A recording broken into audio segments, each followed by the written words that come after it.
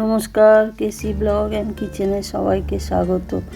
দেখুন, একটা লাউ নিয়েছি আমি। এই লাউটা এত কচি, তরকারি করবার জন্য নিয়েছিলাম, কিন্তু দেখলাম এত কচি, সেই জন্য এটাকে ভাবলাম আমি একটু অন্যরকমভাবে বানাই। তো লাউয়ের খোসা সমেতই আমি এটা গোল গোল করে কেটে নিলাম। দেখুন, ভালো করে আগে ধুয়ে নিয়েছি, ধুয়ে এইভাবে গোল করে কেটে নিতে হবে। আর এটা এত কচি যে খোসা সমেতই আমি এটা বানালাম।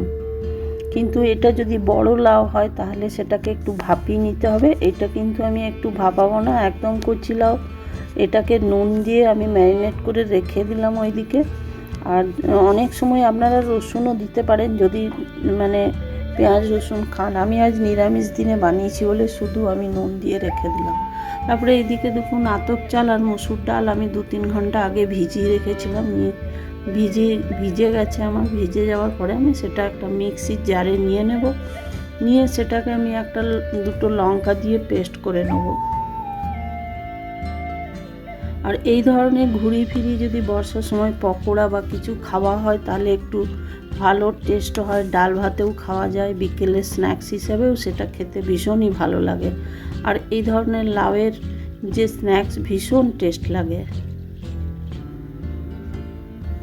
দেখুন, আমি তার সাথে দুটো লঙ্কা দিয়ে একটু নুনটাও আমি এখন পরিমাণ মতো দিয়ে দিলাম। আর ওইদিকে আমি একটু নুন মাখিয়ে রেখেছি লাউটার মধ্যে। আপনারা চাইলে ওটার মধ্যে রসুনও মাখিয়ে রাখতে পারেন, রসুন বাটা। দেখুন, এবারে এটা আমি পেস্ট করে নিয়েছি। পেস্ট করে নেবার পরে একটু কালো জিরে দিয়ে এটা খুব ভালো করে ফেটিয়ে নেব। এটার মধ্যে আতপ চাল আছে বলে খুব সুন্দর মুচমুচে একটা ভাব আসবে, খেতেও ভীষণ ভালো লাগে। আপনারা কিন্তু এটা বেসন দিয়েও করতে পারেন, কিন্তু যেহেতু এটা লাউ দিয়ে করেছি, মসুর ডাল আর আতপ চাল ভিজিয়ে, এটা খেতে ভীষণই ভালো লাগে। তারপরে দেখুন, যতটা দরকার হচ্ছে আমি একটু করে জল দিয়ে এটাকে ফেটিয়ে নেব। আমি এটার মধ্যে কোনো রকম সোডা বেকিং পাউডার ইউজ করব না, এটাকেই খুব ভালো করে ফেটিয়ে নেব।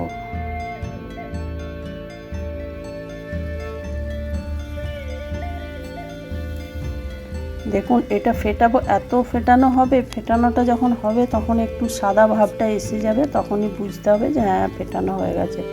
তারপরে দেখুন, আমি ওই লাউগুলো তুলে ছেঁকে রেখে দিলাম। ছেঁকে রাখার পরে আমি এটার মধ্যে ডুবিয়ে ভালো করে মাখিয়ে নিলাম। মাখিয়ে নেওয়ার পর ওইদিকে আমি কড়াইয়ে সর্ষের তেল দিয়েছি। এটা কিন্তু সর্ষের তেলেই বেশি টেস্ট লাগে। তো সর্ষের তেলের মধ্যে আমি একটা একটা করে সমস্ত বড়া বা পকোড়া বা যাই বলুন, এগুলো ভেজে নেব একটা একটা করে। কিন্তু এগুলো একসাথে 2-3টে দেওয়া যাবে না, এটা একটা একটা করেই ভেজে নিতে হবে।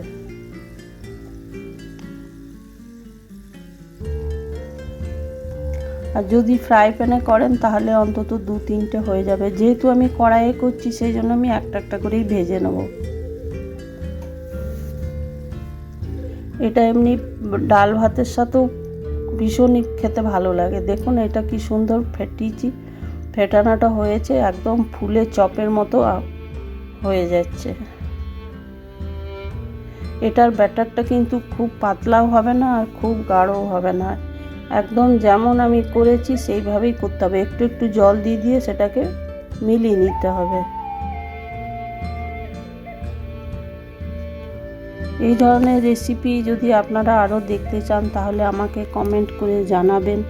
আর এই ধরনের আমার চ্যানেল যদি সাবস্ক্রাইব না করে রেখেছেন তাহলে সাবস্ক্রাইব করার অনুরোধ রইল, এবং লাইক কমেন্টও করার অনুরোধ রইল। এবং আমার এই রান্না কেমন লাগলো সেটাও আপনারা কমেন্ট করে জানাবেন। দেখুন, আমি একটা একটা করে সবগুলো ভেজে নিচ্ছি।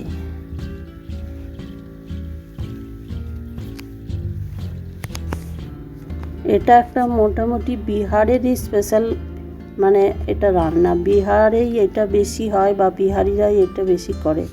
ঝাড়খণ্ড, বিহার এইসব জায়গাতেই এগুলো করে। তো ওরা রসুনটা দেয় পিষে, আমি ওদের কাছেই শিখেছি এটা।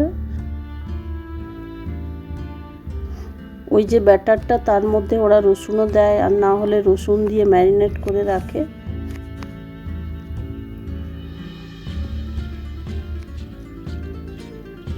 দেখুন, একদম লাল মুচমুচে হয়ে যাবে। তারপরে এগুলো উঠিয়ে একটা একটা করে উঠিয়ে নিতে হবে ভেজে ভেজে।